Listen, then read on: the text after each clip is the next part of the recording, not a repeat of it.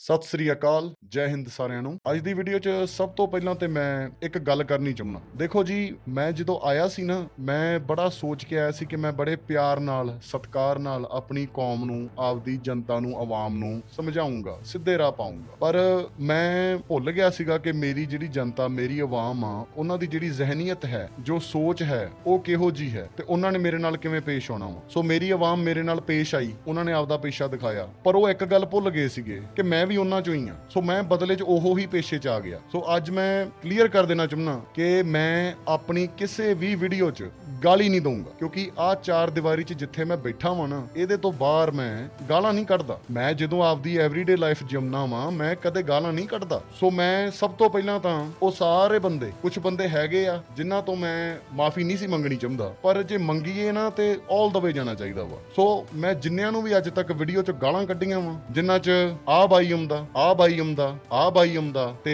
ਆਹ ਆਉਂਦੇ ਨੇ, ਮੈਂ ਆਪ ਜੀ ਨੂੰ ਸਾਰਿਆਂ ਨੂੰ ਤਹਿ ਦਿਲ ਤੋਂ ਸੌਰੀ ਕਹਿਣਾ ਹਾਂ। ਮੈਂ ਜੋ ਵਰਡਸ ਇਸਤੇਮਾਲ ਕੀਤੇ ਨੇ, ਮੈਨੂੰ ਨਹੀਂ ਕਰਨੇ ਚਾਹੀਦੇ ਸੀ ਤੇ ਮੈਂ ਆਪਦੀ ਅਸਲ ਜ਼ਿੰਦਗੀ 'ਚ ਨਹੀਂ ਕਰਦਾ ਉਹ। ਸੋ ਮੈਂ ਨਹੀਂ ਚਾਹੁੰਦਾ ਕਿ ਮੈਂ ਉਹ ਬੰਦਾ ਬਣਾ ਜੋ ਕਿ ਮੈਂ ਨਹੀਂ ਹਾਂ। ਸੋ ਮੈਂ ਵਾਅਦਾ ਕਰਦਾ ਹਾਂ ਕਿ ਅੱਜ ਤੋਂ ਬਾਅਦ ਮੇਰੀ ਕਿਸੇ ਵੀ ਵੀਡੀਓ 'ਚ ਕੋਈ ਗੱਲ ਹੀ ਨਹੀਂ ਹੋਊਗੀ। ਲਾਈਵ ਦੀ ਮੈਂ ਗਾਰੰਟੀ ਨਹੀਂ ਦੇ ਸਕਦਾ, ਕਿਉਂਕਿ ਲਾਈਵ ਜਦੋਂ ਅਸੀਂ ਕਰਦੇ ਹਾਂ, ਕੁਝ ਕਿਰਦਾਰ ਇਹੋ ਜਿਹੇ ਹੁੰਦੇ ਆ ਕਿ ਸਪਰ ਆਫ ਦ ਮੋਮੈਂਟ ਉਹ ਹੋ ਜਾਂਦਾ ਵਾ। ਸੋ ਮੈਂ ਲਾਈਵ 'ਚ ਵੀ ਪੂਰੀ ਕੋਸ਼ਿਸ਼ ਕਰੂੰਗਾ ਗਾਲੀ ਨਹੀਂ ਦੇਣ ਦੀ, ਪਰ ਮੈਂ ਵੀਡੀਓ 'ਚ ਕਦੇ ਵੀ ਗਾਲ ਨਹੀਂ ਕੱਢੂੰਗਾ। ਜਿਹਨੂੰ ਵੀ ਮੈਂ ਕੱਢੀ ਆ, ਮੈਂ ਮਾਫੀ ਮੰਗਦਾ ਤੁਹਾਡੇ ਤੋਂ, ਮੈਂ ਗਲਤ ਸੀ। ਹੁਣ ਜੀ ਆਉਂਦੇ ਆ ਅੱਜ ਦੀ ਵੀਡੀਓ ਦੇ ਮੁੱਦੇ ਤੇ। ਕੁਝ ਦਿਨ ਪਹਿਲਾਂ ਮੈਨੂੰ ਵੀਡੀਓ ਐਕਚੁਅਲੀ ਲਾਈਵ ਹੀ ਅਸੀਂ ਕਰ ਰਹੇ ਸੀਗੇ ਤੇ ਇੱਕ ਬਾਈ ਨੇ, ਉਹਨਾਂ ਨੇ ਵੀਡੀਓ ਭੇਜੀ ਕਿ ਆਪਾਂ ਸਾਰਿਆਂ ਨੂੰ ਦਿਖਾਈਏ। ਇਹ ਵੀਡੀਓ ਹੈ ਇਸ ਬੰਦੇ ਦੀ। ਇਹਨਾਂ ਨੂੰ ਮੈਂ ਇੰਸਟਾਗ੍ਰਾਮ ਤੇ ਲੱਭਿਆ ਤੇ ਮੈਂ ਇਹਨਾਂ ਨੂੰ ਮੈਸੇਜ ਕੀਤਾ, ਕਿਉਂਕਿ ਇਹਨਾਂ ਦੀ ਫੋਟੋ ਤੇ ਵੀਡੀਓ 'ਚ ਸ਼ਕਲ, ਮਤਲਬ ਕਿ ਮੈਨੂੰ 100% ਸ਼ੋਰ ਨਹੀਂ ਸੀਗਾ ਵੀ ਉਹੀ ਬੰਦਾ ਵਾ। ਸੋ ਐਨੀਵੇ, ਇਹਨਾਂ ਦੀ ਵੀਡੀਓ 'ਚ ਇਹਨਾਂ ਨੇ ਕੁਝ ਗੱਲਾਂ ਕੀਤੀਆਂ। ਵੀਡੀਓ ਆਪਾਂ ਦਿਖਾ ਨਹੀਂ ਸਕਦੇ ਕਾਪੀਰਾਈਟ ਦੀ ਵਜ੍ਹਾ ਨਾਲ, ਪਰ ਮੈਂ ਤੁਹਾਨੂੰ ਕੋਸ਼ਿਸ਼ ਕਰਦਾ ਕਿ ਉਹ ਗੱਲਾਂ ਦੱਸਦਾ ਜੋ ਇਹਨਾਂ ਨੇ ਕੀਤੀਆਂ।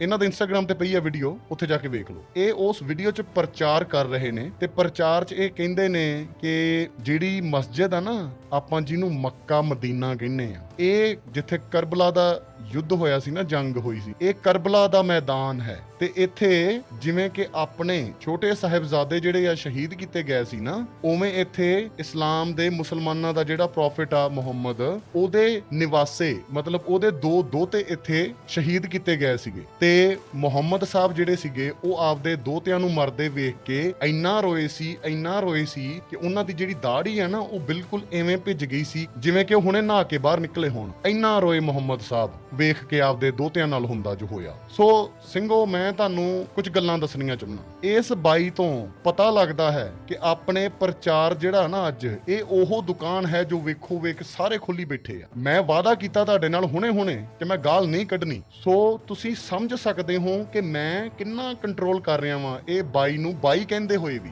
ਹੁਣ ਮੈਂ ਤੁਹਾਨੂੰ ਦੱਸਦਾ ਕੁਝ ਗੱਲਾਂ ਤੇ ਇੱਥੋਂ ਤੁਹਾਨੂੰ ਆਈਡੀਆ ਹੋ ਜੇ ਕਿ ਆਪਣੇ ਜਿਹੜੇ ਪ੍ਰਚਾਰਕ ਬਣੇ ਫਿਰਦੇ ਆ, ਇਹਨਾਂ ਨੂੰ ਕਿੰਨੀ ਕੁ ਇਲਮ ਹੈ ਕਿਸੇ ਚੀਜ਼ ਤੇ, ਕਿੰਨੀ ਕੁ ਇਹਨਾਂ ਨੂੰ ਅਕਲ ਹੈ ਕਿਸੇ ਚੀਜ਼ ਤੇ। ਸਭ ਤੋਂ ਪਹਿਲਾਂ ਤੇ ਮੈਂ ਇਹਨਾਂ ਨੂੰ ਤੇ ਤੁਹਾਨੂੰ ਸਾਰਿਆਂ ਨੂੰ ਇੱਕ ਗੱਲ ਦੱਸ ਦਿੰਦਾ। ਜਿਹੜਾ ਮੱਕਾ ਅਤੇ ਮਦੀਨਾ ਦੋ ਅਲੱਗ-ਅਲੱਗ ਮਸਜਿਦ ਨੇ। ਮੱਕਾ ਉਹ ਮਸਜਿਦ ਆ ਜਿਹਦੇ ਵਿੱਚ ਕਾਬਾ ਵਾ, ਜਿਹੜਾ ਉਹ ਕਾਲੇ ਕੱਪੜਿਆਂ ਨਾਲ ਢਕਿਆ ਹੁੰਦਾ, ਜਿੱਥੇ ਇਹ ਹਰ ਸਾਲ ਜਾਂਦੇ ਆ ਹੱਜ ਕਰਨ, ਉਮਰਾ ਕਰਨ, ਉਹ ਹੈਗਾ ਜੀ ਮੱਕਾ। ਜਿਹੜਾ ਮਦੀਨਾ ਨਾ, ਮਦੀਨਾ ਇੱਕ ਅਲੱਗ ਸ਼ਹਿਰ ਆ ਜਿਹੜਾ ਕਿ ਮੱਕਾ ਤੋਂ, ਕਾਬਾ ਤੋਂ 434 ਕਿਲੋਮੀਟਰ ਦੂਰ ਹੈ।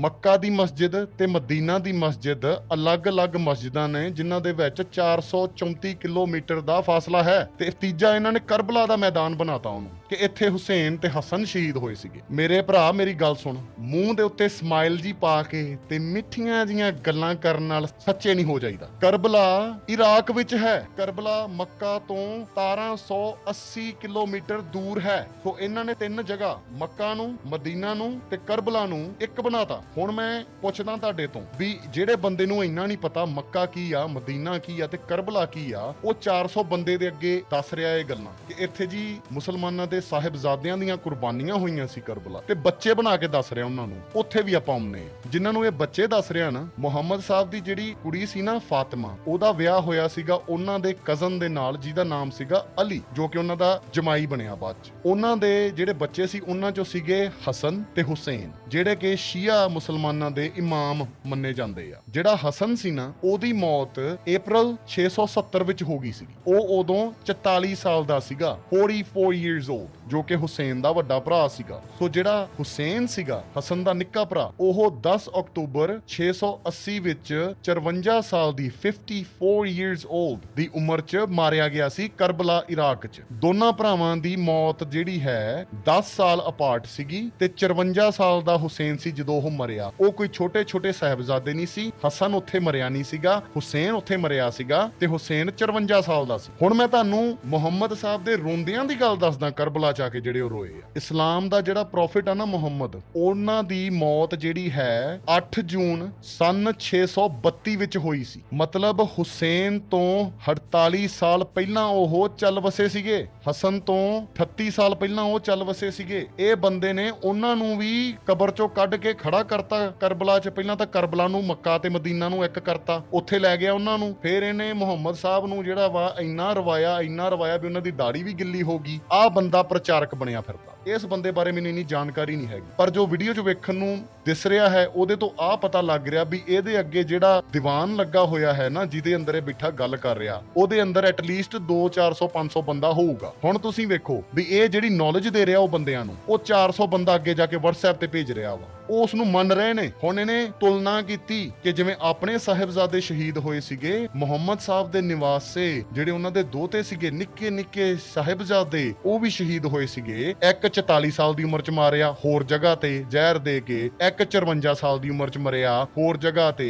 ਉਹਨਾਂ ਨੂੰ ਇਹਨੇ ਬੱਚੇ ਬਣਾਤਾ। ਉਹਨਾਂ ਦਾ ਜਿਹੜਾ ਨਾਨਾ ਸੀਗਾ, ਜਿਹਨੂੰ ਮਰੇ ਨੂੰ ਪਤਾ ਨਹੀਂ, ਇੱਕ ਦੀ ਮੌਤ ਤੋਂ ਪਹਿਲਾਂ 48 ਸਾਲ ਹੋ ਗਏ ਸੀ, ਇੱਕ ਦੀ ਤੋਂ 38 ਸਾਲ ਹੋ ਗਏ ਸੀਗੇ, ਉਹਨੂੰ ਵੀ ਖੜਾ ਕਰਤਾ ਇਹਨੇ ਵੀ ਉੱਥੇ ਰੋਇਆ ਵਾ। ਹੁਣ ਗੱਲ ਆਉਂਦੀ ਆ ਫਾਈਨਲ ਸਾਹਿਬਜ਼ਾਦਿਆਂ ਦੇ ਨਾਲ ਤੁਲਨਾ ਕਰਨ 'ਚ। ਆ ਇਹਨਾਂ ਦਾ ਇੱਕ ਹੁੰਦਾ ਸੀ ਸੁੱਲਿਆਂ ਦਾ, ਪਾਕਿਸਤਾਨੀਆਂ ਦਾ ਬਾਬਾ, ਇਹਦਾ ਨਾਮ ਜੀ ਖਾਦਮ ਰਿਜ਼ਵੀ। ਇਹ ਬੰਦੇ ਨੇ ਜੋ ਨਫ਼ਰਤ ਬਕੀ ਸਿੱਖਾਂ ਬਾਰੇ, ਮੈਂ ਸਿਰਫ ਇੰਨਾ ਦੱਸੂਗਾ ਕਿ ਜਦੋਂ ਇਮਰਾਨ ਖਾਨ ਨੇ ਕਰਤਾਰਪੁਰ ਸਾਹਿਬ ਨੂੰ ਮੱਕਾ ਕਿਹਾ ਸੀ, ਮਦੀਨਾ ਕਿਹਾ ਸੀ ਨਾ ਸਿੱਖਾਂ ਦਾ, ਇਹ ਬੋਲਿਆ ਸੀਗਾ ਕਿ ਸਿੱਖਾਂ ਦੀ ਗੰਦਗੀ ਨੂੰ ਮਦੀਨੇ ਤੇ ਮੱਕੇ ਦੇ ਨਾਲ ਨਾ ਕੰਪੇਅਰ ਕੀਤਾ ਜਾਵੇ। ਸੋ ਮੈਂ ਤੁਹਾਨੂੰ ਆਹ ਚੀਜ਼ ਦੱਸਦਾ, ਇਹ ਜਿਹੜੀ ਅਰਬੀਆਂ ਦੀ ਗੰਦਗੀ ਹੈ ਨਾ, ਅਰਬੀਆਂ ਦੀ ਗੰਦਗੀ ਹੈ ਜੋ ਜਿਹਨੂੰ ਪਸੰਦ ਆ, ਜਿਹਦੇ 'ਚ ਆਹ ਬਾਈ ਵੀ ਆ ਰਿਹਾ ਵਾ, ਆਪਣੀਆਂ ਮੁੱਛਾਂ ਲਾਓ, ਆਪਣੀ ਸੁੰਨਤ ਕਰਾਓ, ਵਾਘਾ ਅਟਾਰੀ ਬਾਰਡਰ ਤੋਂ ਕ੍ਰੋਸਿੰਗ ਕਰੋ, ਲਾਹੌਰ ਜਾਓ ਤੇ ਫਿਰ ਉੱਥੇ ਮੀਨਾਰ ਪਾਕਿਸਤਾਨ ਦੇ ਥੱਲੇ ਖੜ ਕੇ ਨਾਸਿਰ ਢਿੱਲੋਂ ਨੂੰ ਜੱਫੀ ਪਾ ਕੇ ਤੇ ਉਹਦੇ ਹੱਥ 'ਚ ਹੱਥ ਪਾ ਕੇ ਤੇ ਮੀਨਾਰੇ ਪਾਕਿਸਤਾਨ ਦੇ ਆਲੇ ਦੁਆਲੇ ਭੰਗੜੇ ਪਾ ਕੇ ਇੰਜੋਏ ਕਰੋ। ਸਾਨੂੰ ਕੋਈ ਫਰਕ ਨਹੀਂ ਪੈਂਦਾ, ਪਰ ਇਹ ਅਰਬੀਆਂ ਦੀ ਗੰਦਗੀ ਆ ਨਾ, ਜਿਹੜੀ ਅਰਬੀਆਂ ਦੀ ਇਹ ਗੰਦਗੀ, ਇਹਨੂੰ ਸਾਡੇ ਉੱਤੇ ਠੋਸਣ ਦੀ ਕੋਸ਼ਿਸ਼ ਨਾ ਕਰੋ। ਇਹ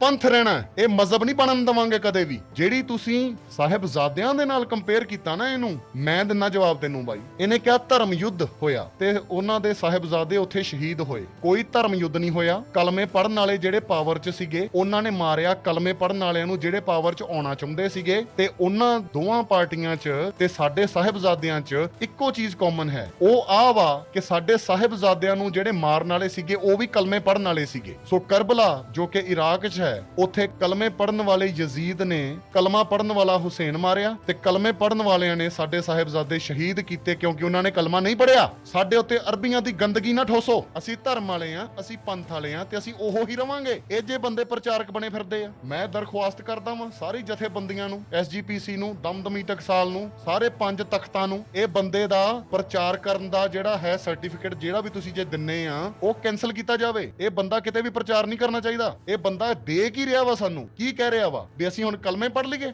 ਜਿਹੜੀ ਚੀਜ਼ ਬਾਰੇ ਇਲਮ ਨਾ ਹੋਵੇ ਨਾ, ਮੂੰਹ ਬੰਦ ਰੱਖਣਾ ਚਾਹੀਦਾ। ਆ ਨਹੀਂਗਾ ਕਿ ਕਿਸੇ ਦੇ ਘਰੇ ਦਾਵਤ ਤੇ ਚਲੇ ਗਏ ਆ ਚੋਗਾ ਕਰਨ ਤੇ ਉੱਥੇ ਕਿਸੇ ਨੇ ਕੰਨ 'ਚ ਗੱਲ ਪਾਤੀ, ਕੋਈ ਰਿਸਰਚ ਨਹੀਂ ਕੀਤੀ ਤੇ ਬਸ ਜੀ ਬਕ ਦੋ ਤੇ ਆਪਦੀ ਕੌਮ ਨੂੰ ਦੱਸ ਦੋ ਵੀ ਹਾਂ ਮੁਸਲਮਾਨ ਬਣ ਜਾਓ ਤੁਸੀਂ। ਜਾਗੋ ਸਰਦਾਰੋ ਜਾਗੋ, ਨਹੀਂ ਤੇ ਵੇਲਾ ਹੱਥ ਨਹੀਂ ਹੋਣਾ। ਅਸੀਂ ਤੁਹਾਡੇ ਦੁਸ਼ਮਣ ਨਹੀਂਗੇ, ਤੁਹਾਡਾ ਦੁਸ਼ਮਣ ਆਹਾ ਇਹ ਸੁੱਲਾ। ਇਹ ਤੁਹਾਡੀ ਕੰਨ 'ਚ ਇਹੋ ਜੀਆਂ ਫੂਕਾਂ ਮਾਰ ਰਿਹਾ ਨਾ, ਇਹੋ ਜੀਆਂ, ਇਹਦਾ ਕਾਊਂਟਰ ਕਰਾਂਗੇ, ਤੁਹਾਡੀਆਂ ਅੱਖਾਂ ਖੋਲਾਂਗੇ ਤੇ ਜਿਹੜਾ ਇਹ ਤੁਹਾਡੇ ਤੋਂ ਹੀ ਆਪਦੀ ਦੁਕਾਨ ਚਲਾਈ ਫਿਰਦਾ ਵਾ ਨਾ, ਇਹ ਉਹ ਦੁਕਾਨ ਬੰਦ ਕਰਾਂਗੇ। ਤੇ ਨਾਸਿਰ ਢਿੱਲੋਂ, ਮੇਰਾ ਗੋਤ ਬਹੁਤ ਛੋਟਾ ਵਾ, ਮੈਂ ਇੱਕ ਨਿੱਕੇ ਜਿਹੇ ਗੋਤ ਦਾ ਨਿੱਕਾ ਜਿਹਾ ਬੰਦਾ, ਪਰ ਮੈਂ ਤੈਨੂੰ ਵਾਅਦਾ ਕਰਦਾ ਮੇਰਾ ਗੋਤ ਤੂੰ ਆਖਰੀ ਸਾਹ ਤੱਕ ਯਾਦ ਰੱਖੇਂਗਾ। ਮੈਂ ਅਸਲੀ ਜੱਟ ਹਾਂ, ਕਿਉਂਕਿ ਮੈਂ ਅੱਜ ਵੀ ਉਹੀ ਧਰਮ ਨੂੰ ਤੇ ਪੰਥ ਨੂੰ ਫੋਲੋ ਕਰ ਰਿਹਾ ਜਿਹੜੇ ਨੂੰ ਸਾਡੇ ਬਜ਼ੁਰਗ ਕਰ ਰਹੇ ਸੀਗੇ। ਤੂੰ ਛਿੱਤਰ ਖਾ ਕੇ ਕਲਮਾ ਪੜਨ ਵਾਲਿਆਂ ਦੀ ਔਲਾਦ ਆ। ਜੇ ਤੈਨੂੰ ਸਿੱਖਾਂ ਨਾਲ, ਸਿੱਖੀ ਨਾਲ ਤੇ ਪੰਜਾਬ ਨਾਲ ਇੰਨਾ ਪਿਆਰ ਆ ਤੇ ਸਾਲਿਆ ਸਿੱਖ ਬਣ ਜਾ।